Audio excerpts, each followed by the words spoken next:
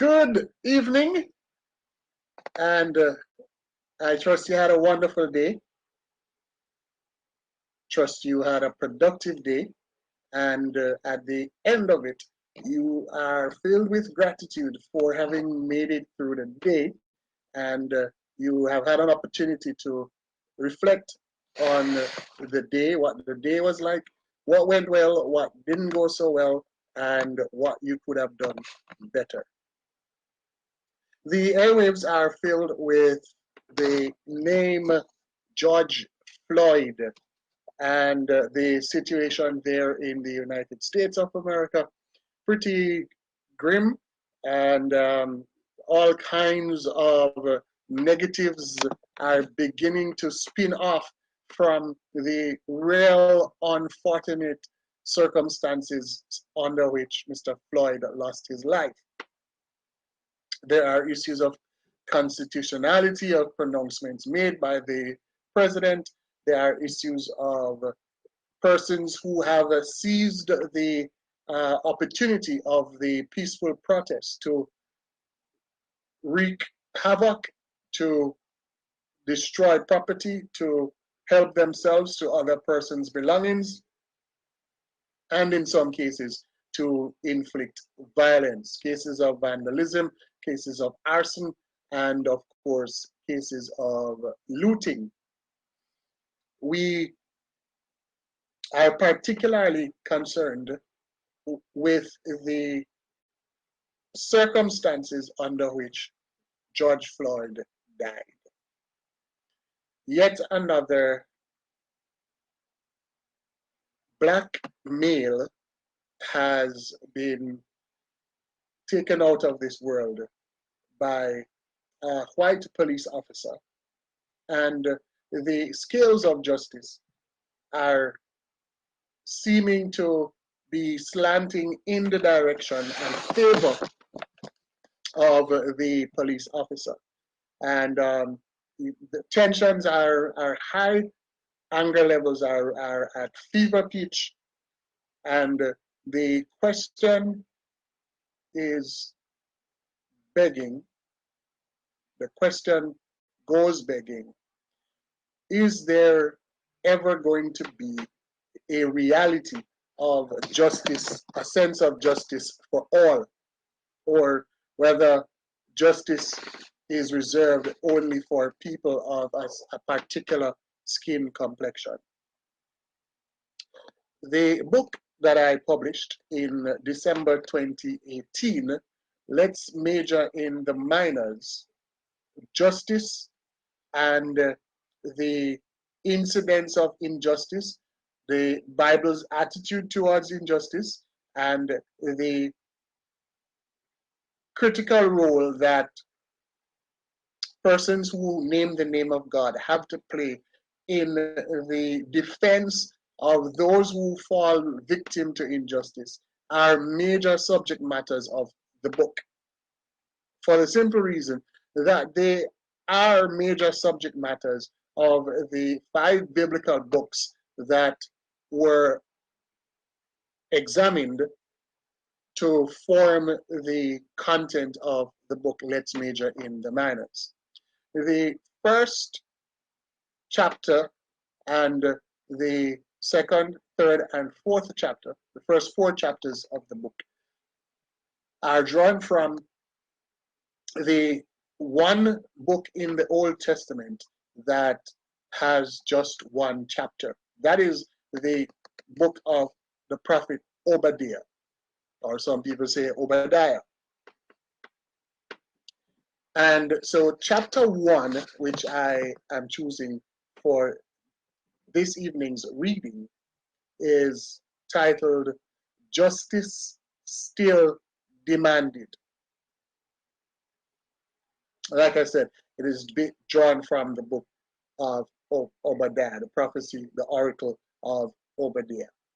So welcome to those joining us, and I invite you to post your comments right there on Facebook under the live broadcast, and I will be able to interact with your questions and comments as we proceed in the reading. So what I will do is to read the chapter through. Please post your comments as I go along, and at the end I will turn my attention to the comments section and have some interaction around that. What you could also do for me, if you're there from now, is to just post a comment indicating where in the world you are viewing from. So I'm going to just pause for a moment so you can do that. Just take a check on some of the settings here, and in a moment we will go right into the reading of this chapter, chapter 1 of Let's Major in the Minors, Justice Still Demanded. Stay tuned.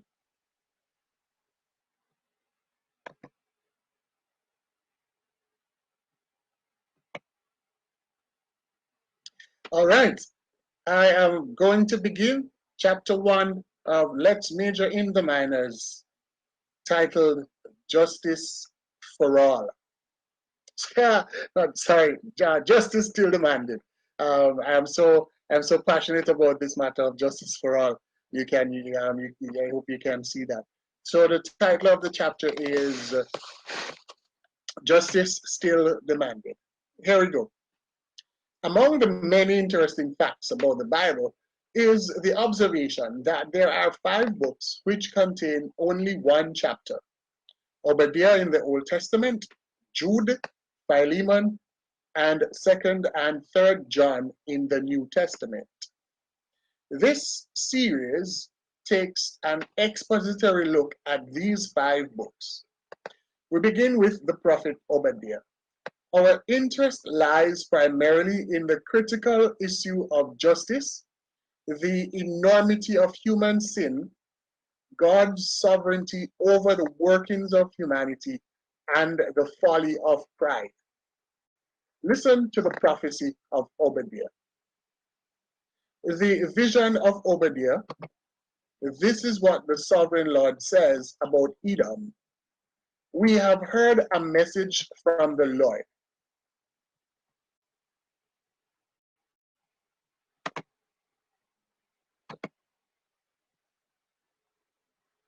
We have heard a message from the Lord. An envoy was sent.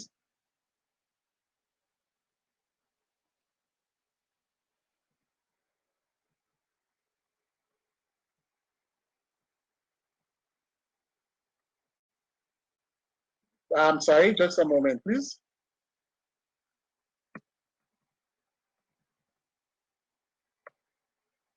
Let me start over again. Listen to the prophecy of Obadiah.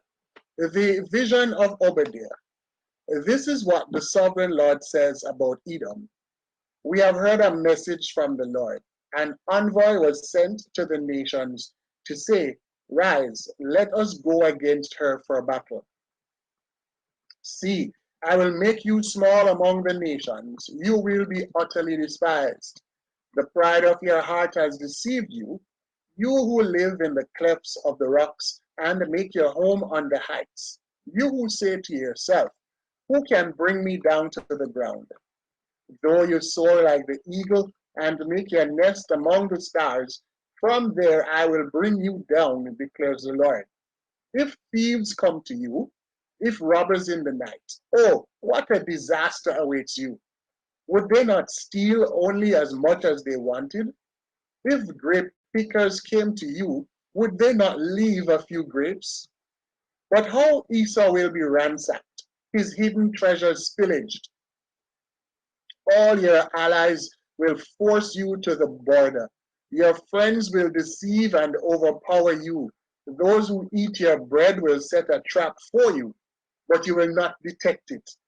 In that day, declares the Lord, will I not destroy the wise men of Edom, those of understanding in the mountains of Esau? Your warriors, Teman, will be terrified, and everyone in Esau's mountains will be cut down in the slaughter. Because of the violence against your brother Jacob, you will be covered with shame. You will be destroyed forever. On the day you stood aloof while strangers carried off his wealth and foreigners entered his gates and cast lots for Jerusalem, you were like one of them. You should not gloat over your brother in the day of his misfortune, nor rejoice over the people of Judah in the day of their destruction, nor boast so much in the day of their trouble. You should not march through the gates of my people in the day of their disaster, nor gloat over them in their calamity, in the day of their disaster, nor seize their wealth in the day of their disaster. You should not wait at the crossroads to cut down their fugitives, nor hand over their survivors in the day of their trouble. The day of the Lord is near for all nations. As you have done, it will be done to you. Your deeds will return upon your own head. Just as you drank on my holy hill, so all the nations will drink continually. They will drink and be as if they had never been.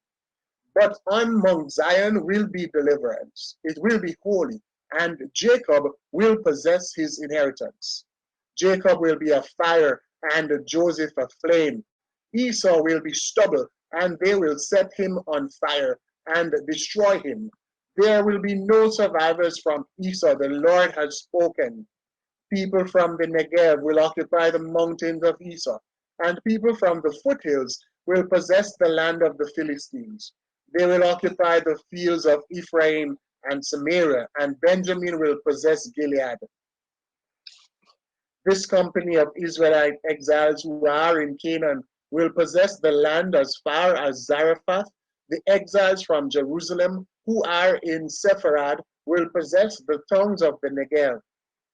Deliverers will go up on Mount Zion to govern the mountains of Esau, and the kingdom will be the Lord's.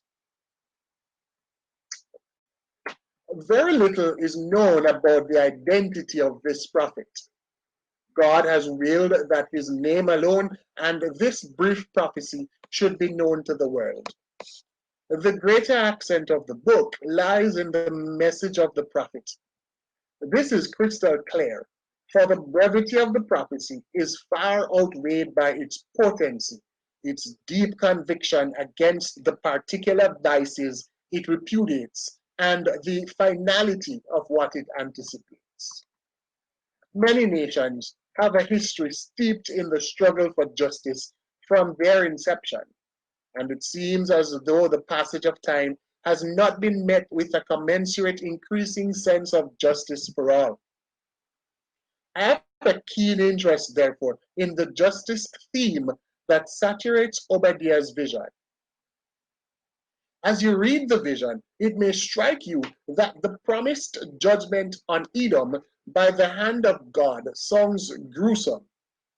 Beyond that, though, there is a striking similarity between what would be meted out to Edom and what they did to their brethren from Israel. In the biblical book of Numbers, we see the two nations. Israel is marching to Canaan. Esau withstands him. The king of Edom prevents their progress.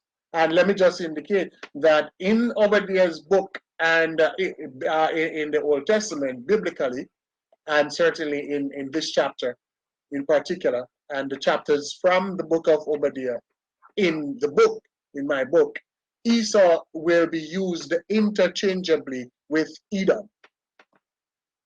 So the king of Edom prevents their progress.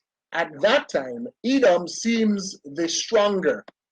Obadiah's vision of what awaits Edom provides a sort of mirror of what Edom did.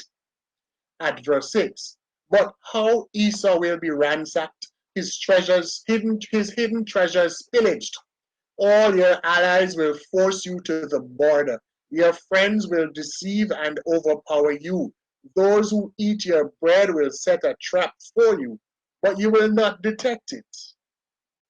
This is a fine example of what lies at the heart of the an eye for an eye and a tooth for a tooth in the Torah. It is the principle of balance, that there should not be an overkill and that the scales of justice be equal. W. Elmsley sums it up in his words, what creates Obadiah's vision and compels his utterance is an indestructible sense of the eternal justice and fidelity. There are those among us who live daily or regularly with the stronger, the more powerful ones impeding their progress. Their blockades are calculated, cold, and unrelenting. What is lacking totally or woefully inadequate among the people of God is this kind of interest and soul passion that Obadiah had in eternal justice and fidelity. The vision and desire for it is lackluster at best, and thus the agitation for it and the pursuit of it is sporadic and short-lived at best. If we take our cue from the God we meet in Obadiah, we find ourselves weighed in the balance and found wanting. That God acts towards Zion, once feeble and downtrodden and despised, making her triumphant and glorious by his grace, love, wisdom, and power. May the vision of Obadiah consume us. In an age of rapid changes and counterfeits that are almost identical to the genuine, it is very comforting to be reassured that the Word of God is unchanging, trustworthy, and reliable.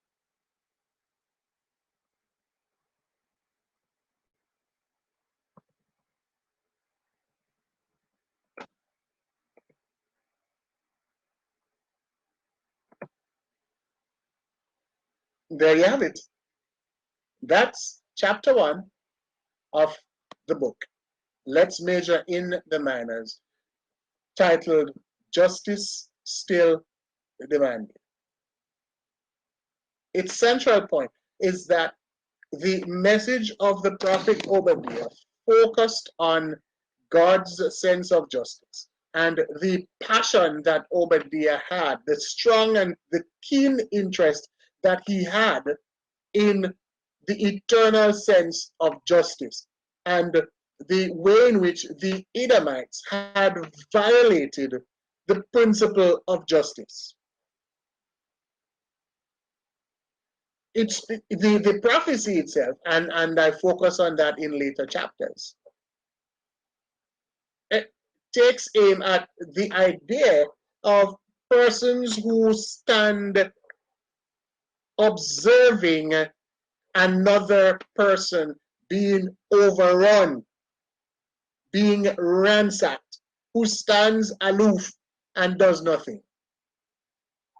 In the case of the killing of George Floyd, while it was one officer's knee that was on his throat, there were other police officers, part of the team of officers that responded, and they were there, standing there, amidst the cries for help and mercy that George Floyd was giving, and they did nothing. I'll address that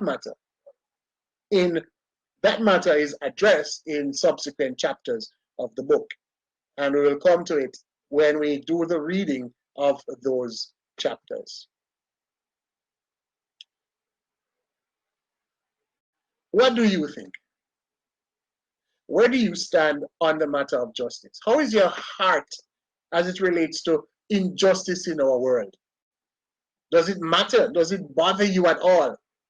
The significant imbalance in the scales of justice in our nation, in our world.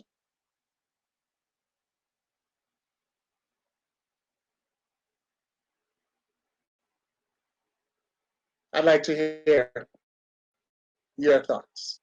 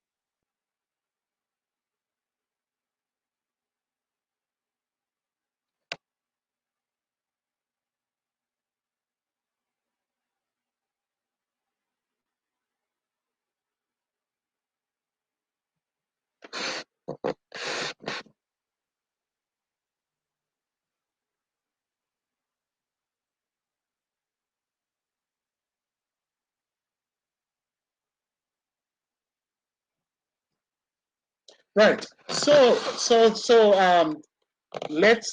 let me hear your your your thoughts on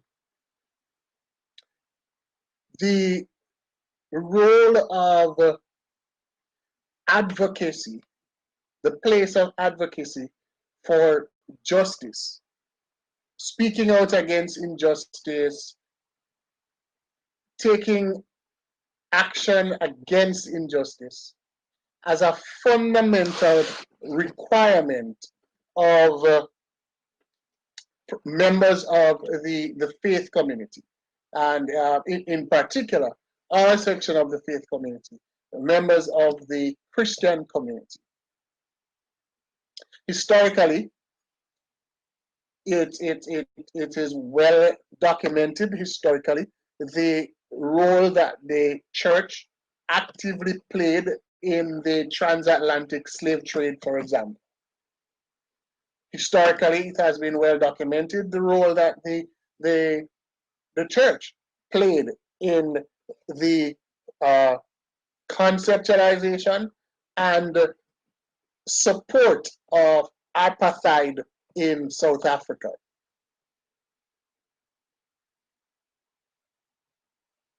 Historically, it has been well documented the role that the church played in the racial segregation around the time of Dr. Martin Luther King and for many, many years later.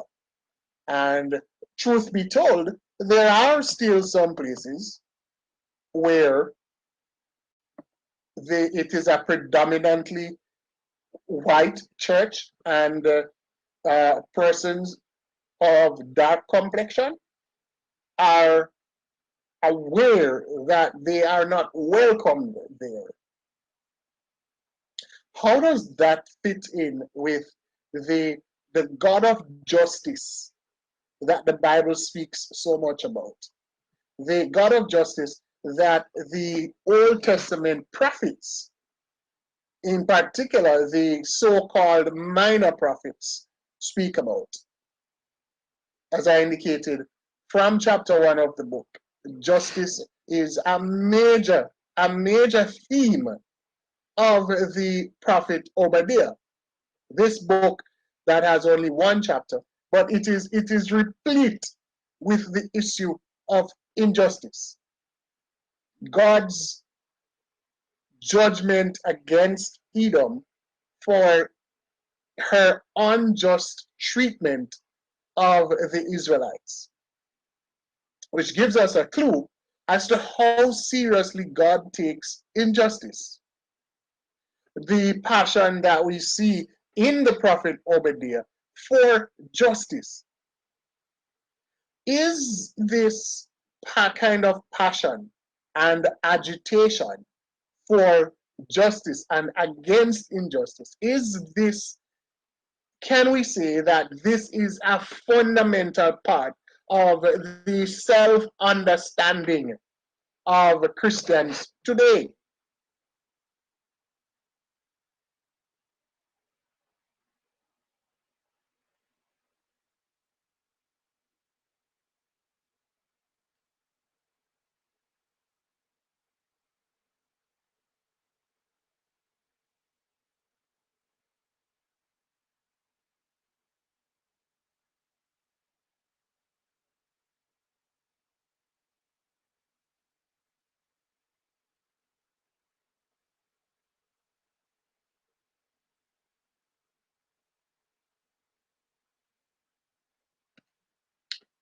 Welcome, David.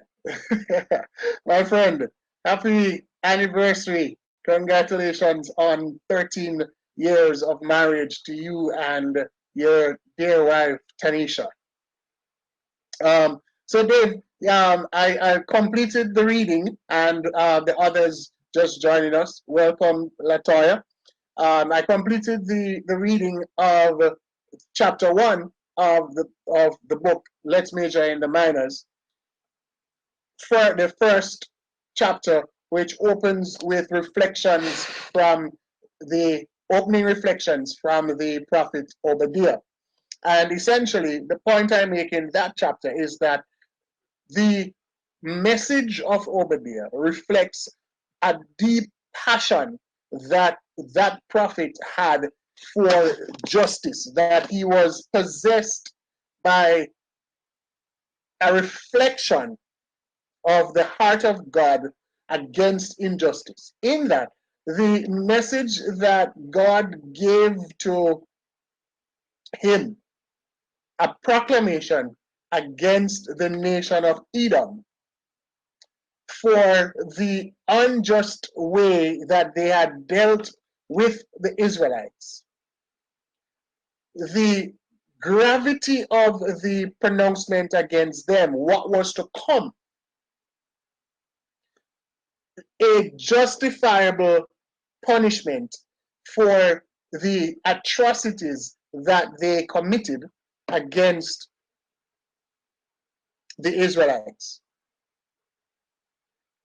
It reflects a passion that that prophet had for, for justice, speaking out against injustice. And I'm raising the question, if this is the God that we meet in the book of Obadiah, the God who acts in the interest of the downtrodden, Israel that was run over by Edom, Edom who stood by and watched another nation run over Edom, run over Israel, sorry. Edom who looted, in a sense, Israel when they had been attacked. Edom who participated in the attack against the Israelites. Obadiah speaks out against that injustice. And it reflects, as I'm saying, the heart of God against injustice. In my last podcast episode, I read from Proverbs chapter 31, where King Lemuel's mother pleaded with him to speak up for those who do not have a voice. Speak up for the voiceless and defend and the destitute and the poor and needy, and to give justice. Ensure that you give justice. Where is this fire? Where is this burning heart for justice to be found in today's Christian community? We can take the Christian community in Jamaica, the Christian community in North America, the Christian community around the world. What has become of that fire for injustice? The fire that burned in Dr. Martin Luther King, the fire that burned in Paul Bogle, the fire that burned in William Wilberforce and the other abolitionists, the fire that burned in the late Nelson Mandela? Is it a fire that we must accept only a few persons will have? Or is it, as I am positing, a fire that ought to characterize, as a matter of course, the members of the Christian community? That's what I'd love to get your feedback on.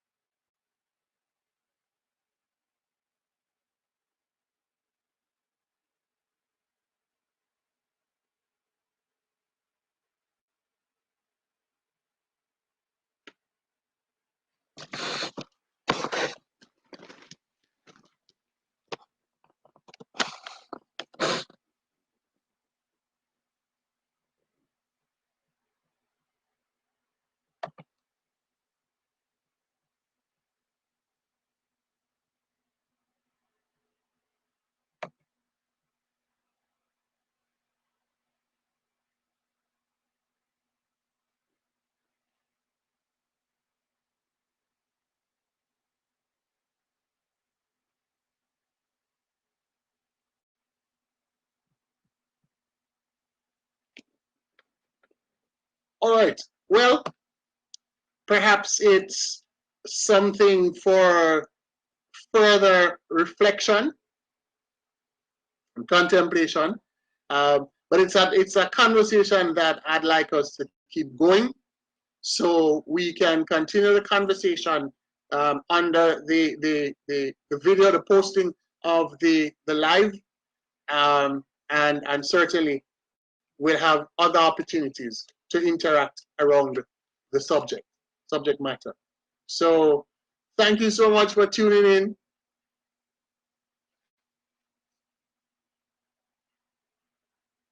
Thank you so much for tuning in. And there we go, David. Thanks, David. I can always continue. David says, we have become agents of self-centeredness. We perhaps have not realized how far in we are with self. Our comfort is deafening. Once we are comfortable, very little is extended to others. Thank you very much for that contribution there, David. And I certainly concur with you.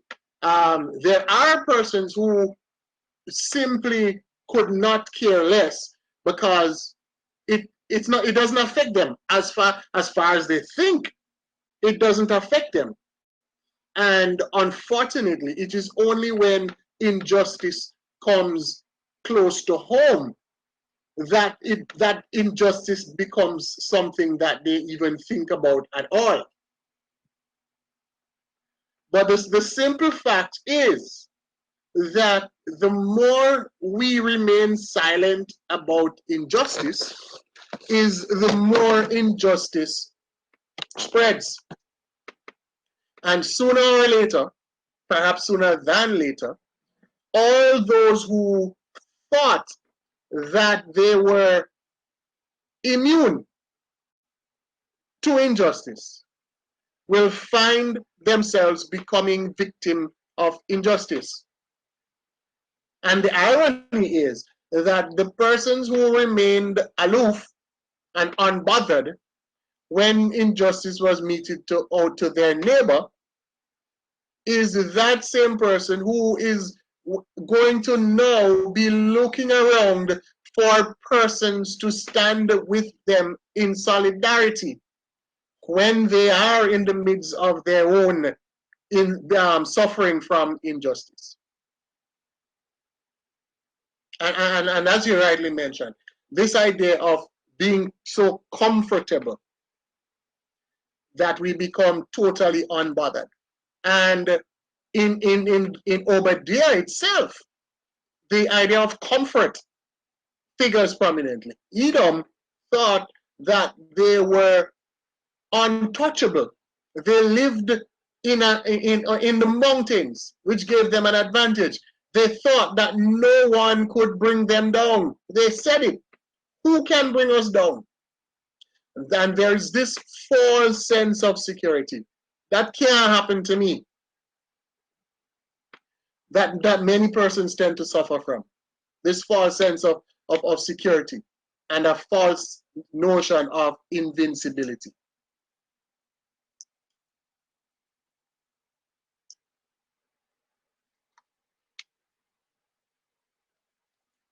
So thank you very much, David. All right, so I'm going to wrap it up here for this evening. But like I said, let's keep the conversation going.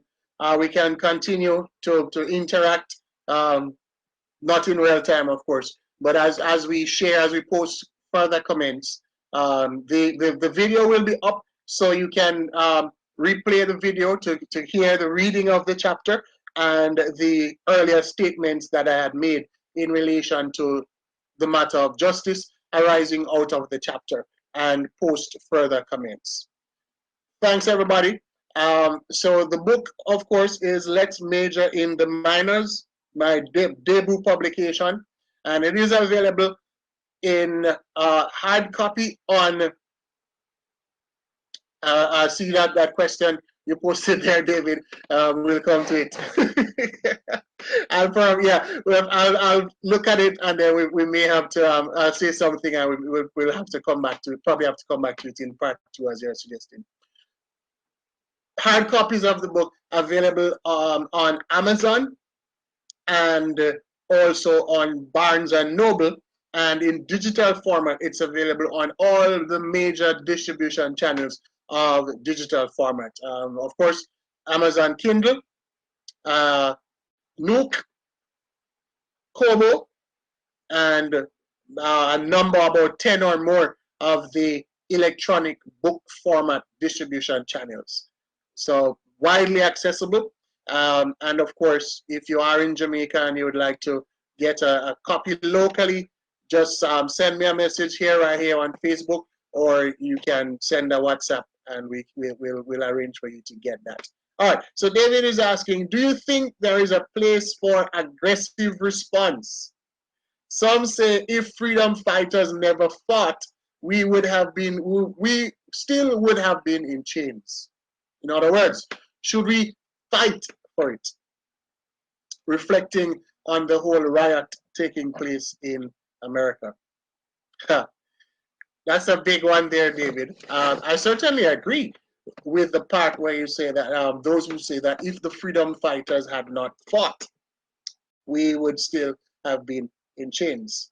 And I do believe that there comes a point in time when one who has this fire for justice, and I'm arguing that all children of God should possess that fire, because this justice is such a core part of who God is, that to have that fire, and I made the point in the podcast episode when I said, may the vision of Obadiah consume us.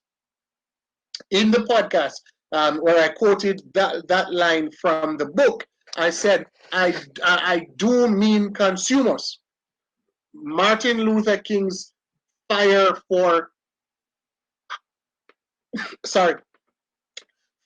passion consumed him. It literally consumed him. He paid with his life.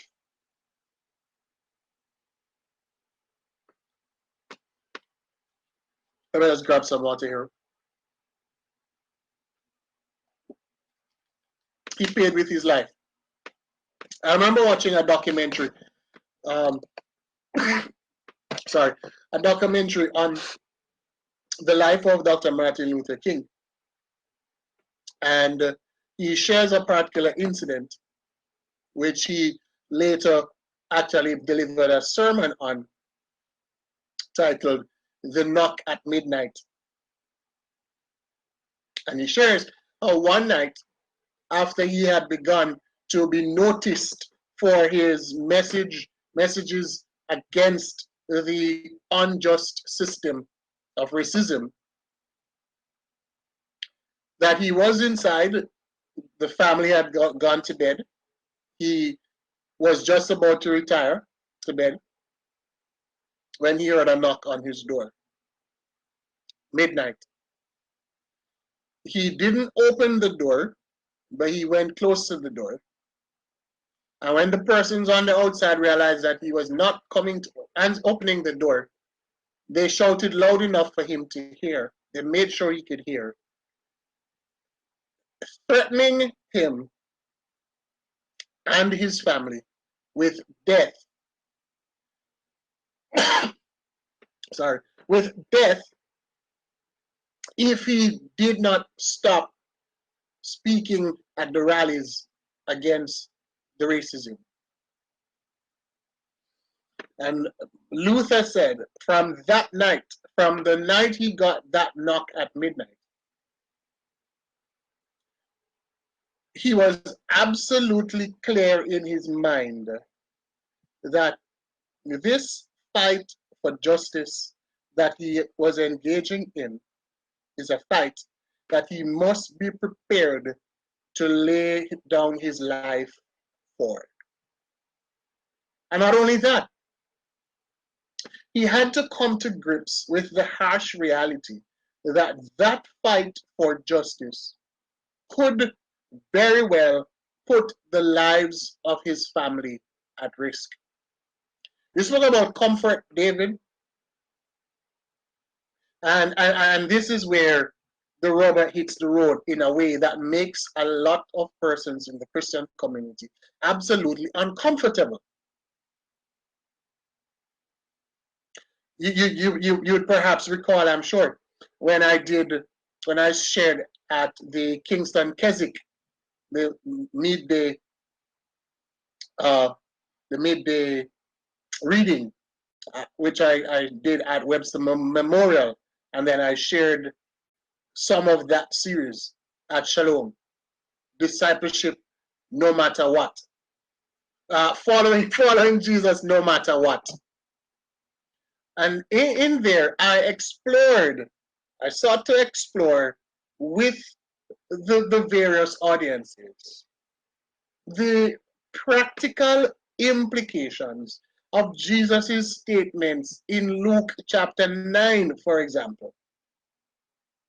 This notion of the clear and present danger that is associated with following Jesus. Yeah, I know you'd remember. When Jesus says that if we are to come after him, we must be prepared to take up our cross and follow him. I really don't think that enough persons spend time reflecting on the deep implications of this. See, it's talking about comfort. That is why so many Christians are absolutely reluctant, hesitant to engage in any cause for their faith that puts them in any kind of risk.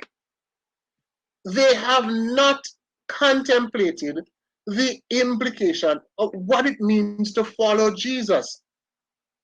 That's in a very real sense when he says that if you love your life,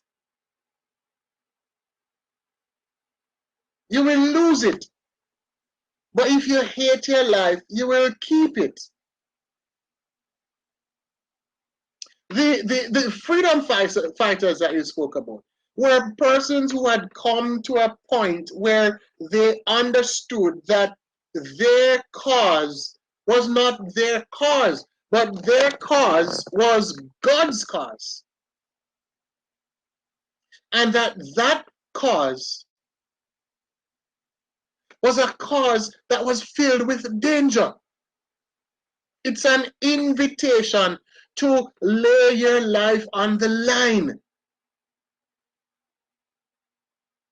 And when we look at how we have managed to come out from some of those dark periods, and perhaps why not much more progress has been made, perhaps it is for this very fact that too many are living in too much comfort and unprepared to contemplate the risk that it might mean losing your very life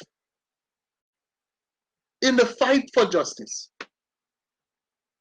Now, I am not here saying that we should seek to go and bear arms and fight as the first option. And of course, you said in relation to what's happening in the United States right now, let us be clear that there are some elements who have infiltrated the protest for their own aggrandizement. Persons who always are happy when there is a protest so that they get an opportunity to loot, and persons with other motives, right? But here we are seeing persons who are saying, I am prepared to inconvenience myself. I am prepared to walk long distances, to march long distances to get this message out. So many are not prepared to do anything that will bring them any discomfort. And so,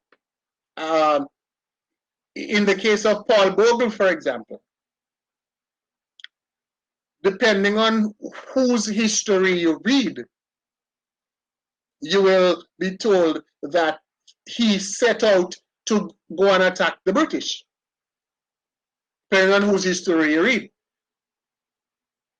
But there's another history that indicates that, yes, they had their machetes because they were farmers, but they did not set out with their machetes as weapons.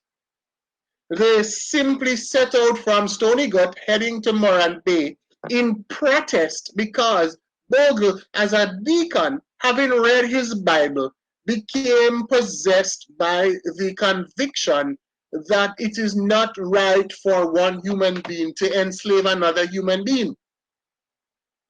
But unknowing to them, while they were en route to Morant Bay, the army had already been deployed with orders to shoot on sight and shoot to kill.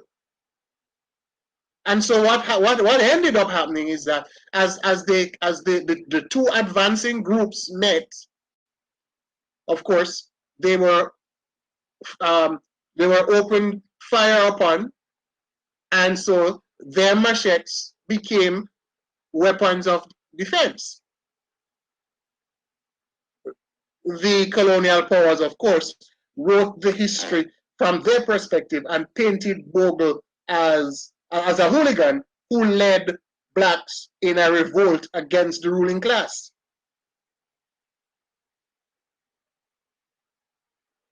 But the conviction had already been deep in his heart that he is going to fight this fight with everything, including and up to his life. Sam Sharp, the famous statement, "I rather die on yonder gallows." Where does our conviction stand? Upon what does the conviction of the modern Christian rest? Where's the evidence of that tenacity, of that resignation of self to the cause of Christ? What is our cause? The Muslims have jihad. What does the Christian have? When Jesus was so absolutely clear, right? So that's what I'll say on that for now, Dave, and we'll come back to it when we continue with other readings from the book on the matter of justice. Thanks so much for joining, and I hope to make this a regular feature where we get to just share and grapple with the issues that are facing our society. You know my heart, a heart for God's people, a heart for God's kingdom, a heart for us to be all that God wants us to be, and for just straight up practical liberty. Simple, mere Christianity, simple Christianity. Me no inna the bag of bangarang and riri and tt. Simple, basic Christianity. Keeping it real. All right. Thanks so much for sharing your part of your Tuesday evening with me. God bless you. Have a wonderful rest. And like I said, let's keep the conversation going. Thank you so much. Until next time. God bless.